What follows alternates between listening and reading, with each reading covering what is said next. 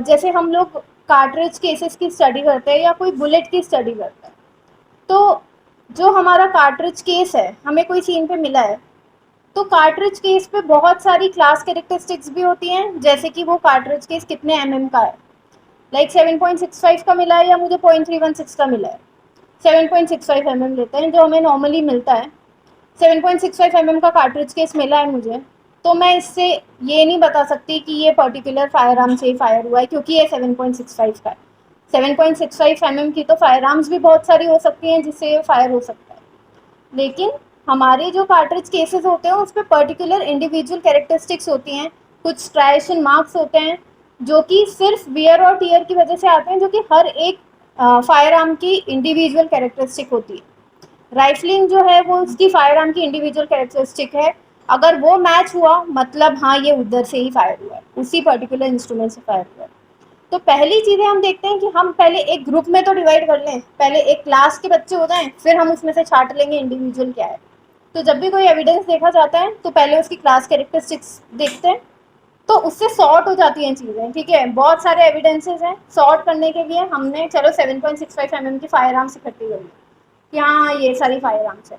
अब हमें इन्हीं को चेक करना है, ठीक है। तो क्लास कैरेक्टरिस्टिक्स भी इंपॉर्टेंट है, प्लस इंडिविजुअल कैरेक्टरिस्टिक्स तो है ही इंपॉर्टेंट, क्योंकि उसी से तो हमें पूरा रिजल्ट मिल रहा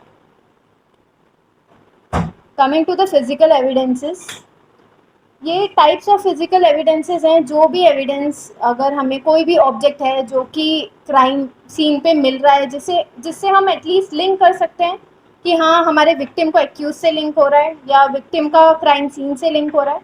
कई बार रेप के एलिगेशंस लगते हैं, हमारे पास में रेप के केसेस आते हैं कि इधर रेप हुआ था इस लड़की का।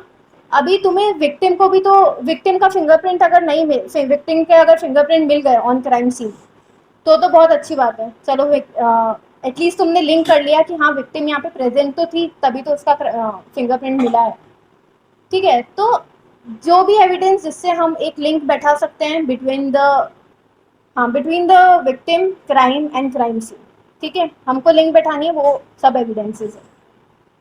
कितने टाइप के एविडेंसेस तुम लोगों को लगता है कि हाँ मैम ये बहुत ज़्यादा इंपॉर्टेंट है?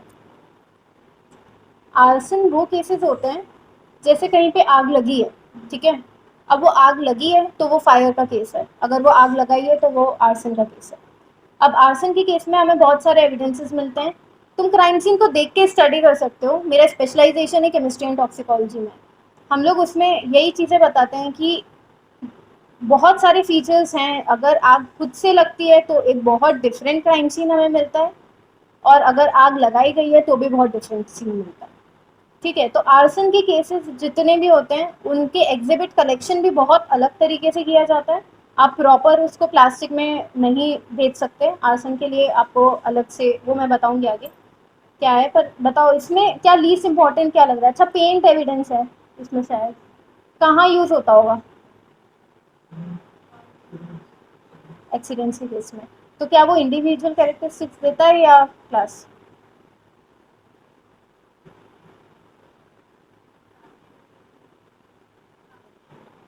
प्लास्टिक एविडेंसेस डिपेंड करता है कि फिंगरप्रिंट्स में भी हम लोगों को कई बार टाइप्स होते हैं। Least important to be very honest इसमें से कुछ भी नहीं, ये सभी बहुत ज़्यादा इंपॉर्टेंट एविडेंसेस है।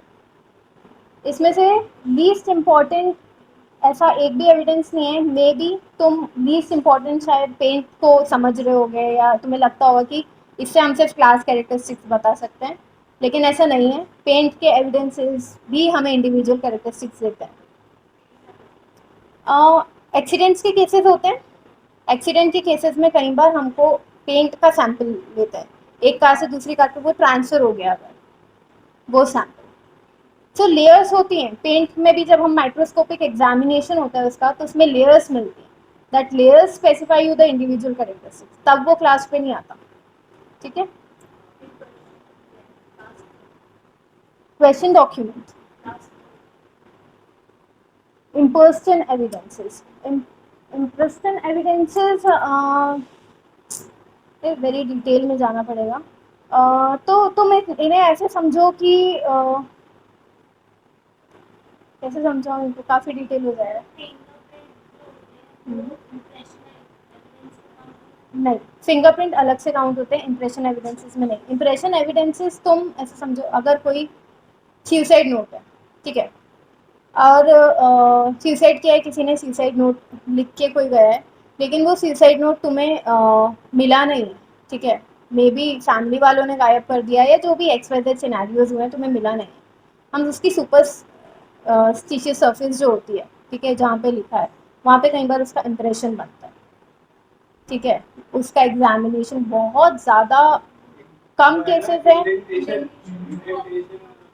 बहुत ज़्यादा रेयर केसेस हैं जहाँ तुम्हें मिलेगा, लेकिन मिल सकता है, ठीक है।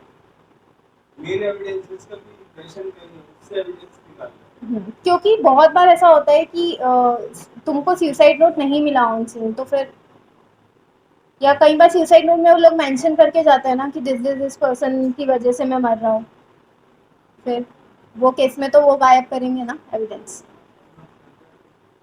हम्म। हाँ, फंस सकते हैं। ये थोड़े से एविडेंसेस के फोटोज हैं, जैसे वो ब्लड सैंपल है, ठीक है, ब्लड सैंपल भी हमें बहुत अलग अलग टाइप का मिलता है, ज़रूरी नहीं है कि तुमको सिर्फ ऐसा ही सैंपल मिलेगा, ठीक है। ये है तुम्हारा लिक्विड फॉर्म में तुम्हें ब्लड मिला है, तो तुमने स्वैब उठाया, स्वैब लिया, स्वैब से कलेक्ट करा और लैब में भेजा, ठीक है। कार्ट्रिज केसेस है, सेकेंड वाला जो फोटो है दैट इज कार्ट्रिज, जिसकी मैं बात कर रही थी इतनी देर से,